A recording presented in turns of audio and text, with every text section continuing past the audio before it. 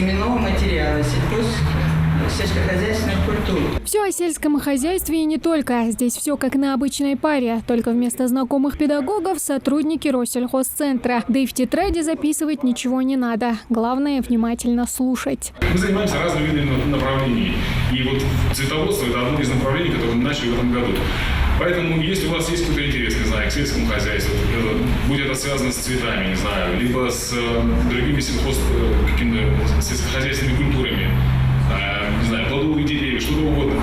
Если у вас есть желание, приходите, мы с вами пообщаемся, покажем вам, поделимся знаниями, которые у нас есть. Ну вот с деятельностью филиала ознакомились. Можно приступать уже к самой сути. На повестке семеноводство и защита растений. Погода, насекомые вредители, инфекции. Эти факторы нередко становятся причиной гибели сельхозугодий, рассказывают студентам. Маленькое насекомое в виде осы, но микроскопическая, она там буквально несколько миллиметров. Мы его выращиваем, и он проникает в этот початок через тот, проход, который делает этот вредитель, находит его, ну и уничтожает. Современные гибриды и научные возможности – вот что позволяет получить высокие урожаи. Для Исмаила Албагачиева сегодня все в новинку. Парень учится на программиста, но лекция по сельскому хозяйству ему понравилась настолько, что он обещал применить полученные знания уже на практике.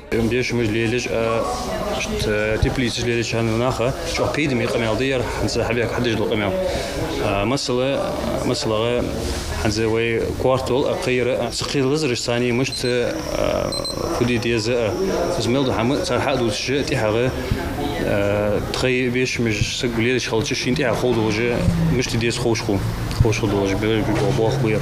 А вот Мата Долгиева учится на педагога начальных классов. Казалось бы, ее будущая профессия никак не связана ни с растениеводством, ни с семеноводством. Однако девушка отмечает, лишних знаний не бывает. Уверена, что ее любознательность пригодится ей в будущем.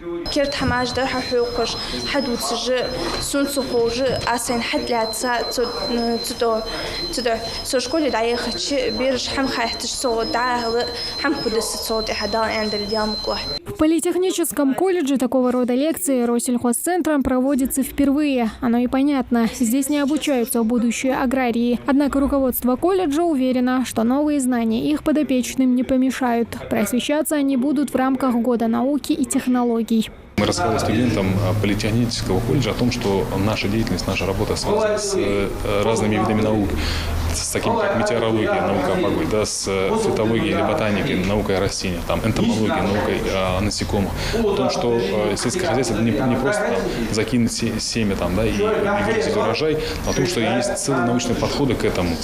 Вот. В принципе, вот такая работа у нас была. Показали мы презентацию, слайды. Цикл лекций, инициированных Россельхозцентром, продолжится. Также просветительские встречи пройдут со студентами аграрного техникума и ИНГУ. Тамара Хашагулькова, Хасмагомед Майсигов, Новости 24.